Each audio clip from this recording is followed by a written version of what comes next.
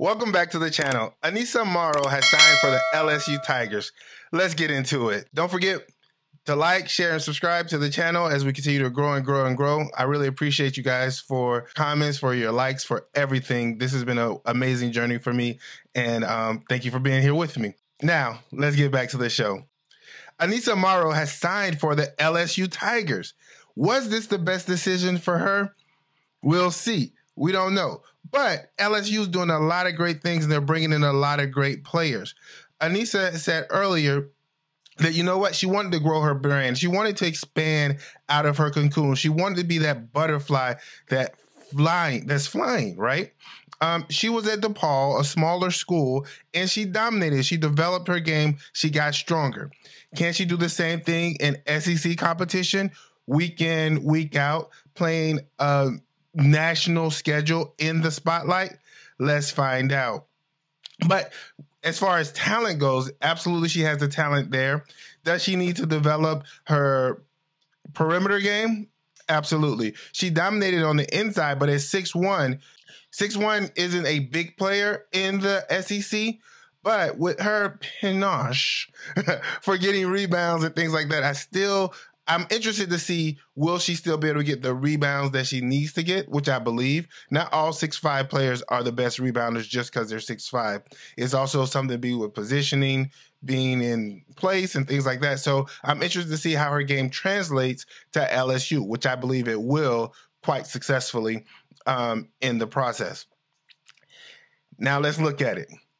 LSU is dominating the recruiting circles. They have the #1 portal players. Van Lith was rated #1. Anessah Morrow was rated #2. They have the #1 recruiting class. #2 prospect, Michaela Williams. #7 prospect, Aaliyah Del Rosario. And also Angelica Velez and Janae Kent, who are 4 stars respectfully. So they did an outstanding job of reloading, considering they had so many players leave off of last year's team. With Anessah signing, does that mean that LSU is now a powerhouse? Because it's one thing to win a national championship, and that's a one-off, and that's fantastic, and that was great. But now, can you grow into that dynasty, into that powerhouse, blending these different players and talents together? I think absolutely yes. We have to change the way we traditionally looked at recruiting and processes and players, right? Before, you get a great freshman class in, you develop them, you keep them going all the way up until you become that dynasty. But nowadays, with the portal, now you bring in players for right now who have developed, who have played college ball, who are not new to the experience. You kind of have an idea of what you expect to go. I think we have to get rid of that old mindset or that different thinking of like how you build a team. Because without the portal, I don't know if LSU wins the national championship last year. Matter of fact, I'm going to say they wouldn't, because Angel Reese would have had to sit out a year.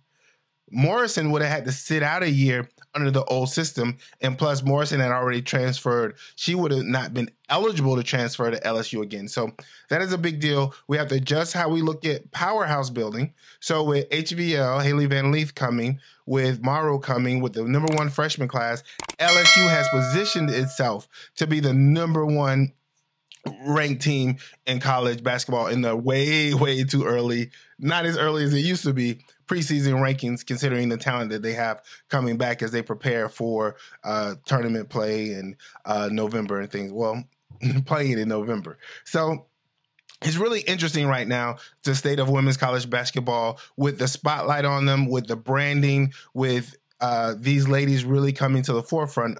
You know, the anticipation of this season, I think, has been bigger in years and years and years.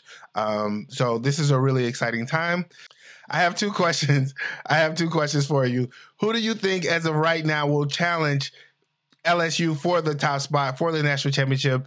And my next question is, how do you think these players will fit together? What will be the role of Anessah Morrow in this new LSU setup? Thank you all for joining me. I really appreciate it. Don't forget to like, share, and subscribe. Catch you guys on the flip. Peace.